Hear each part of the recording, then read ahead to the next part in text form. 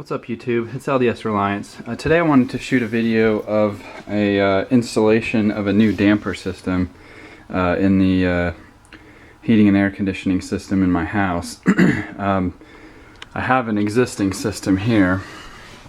This is an old Honeywell panel. I'm not sure what the model number is, but maybe I'll post that in the comments later. But basically what it does is it controls, since I have a two-story house and only one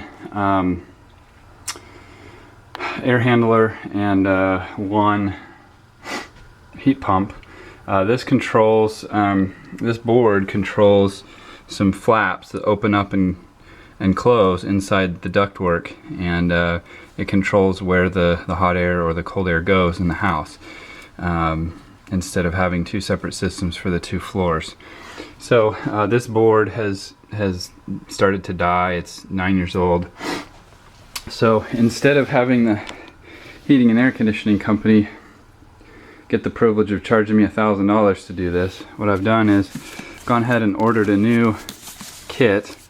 This is the HZ322K for kit, HZ322K, and what that means is it comes with this air temperature sensor and a transformer. It's not just the panel. So it was about $175 with free shipping.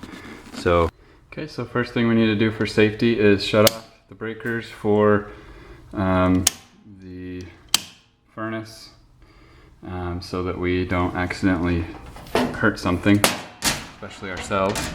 Okay, the next thing that I recommend that you do, especially if you're like me and you're not a heating and air guy, is take pictures of how this went together before.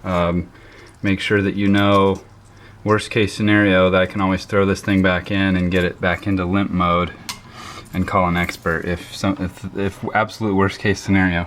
The other tip is when you're removing these wires, they're connected in with either clips which you push down, or they are little screws like this.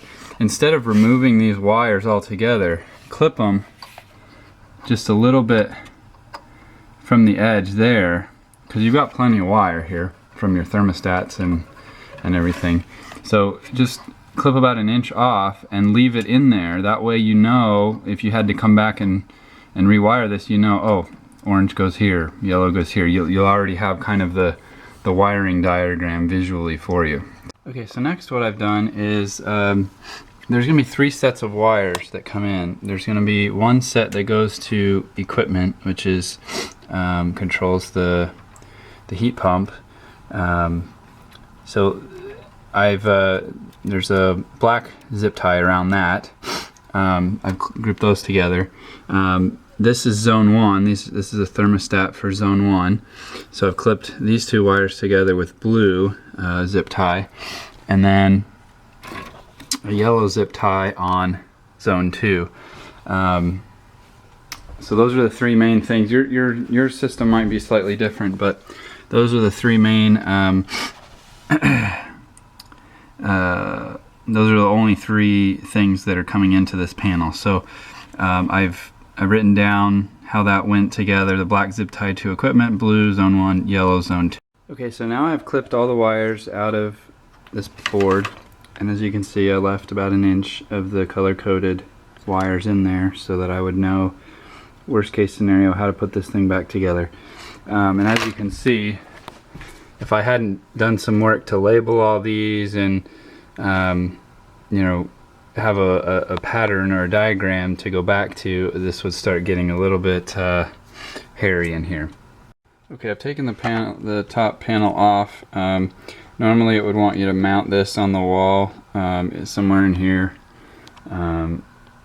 before you start connecting everything, but then I won't be able to videotape this. So I'm going to go ahead and start connecting these wires where they went. There's an equipment section on here, just like my old board, and then you've got different zones for different thermostats. So this should be pretty straightforward. Okay, so one thing I already noticed while I've been doing this, that just shows you it's a good thing to take the precautions that we've taken here, is there's actually 2 red and 2 yellow wires in each of these thermostat clumps.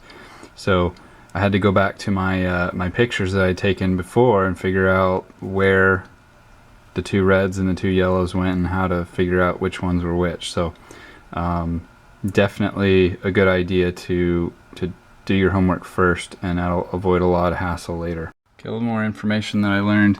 This second wire that comes in that only has the 2 wires, that's actually for the damper itself, the little valve that opens and closes in the ductwork.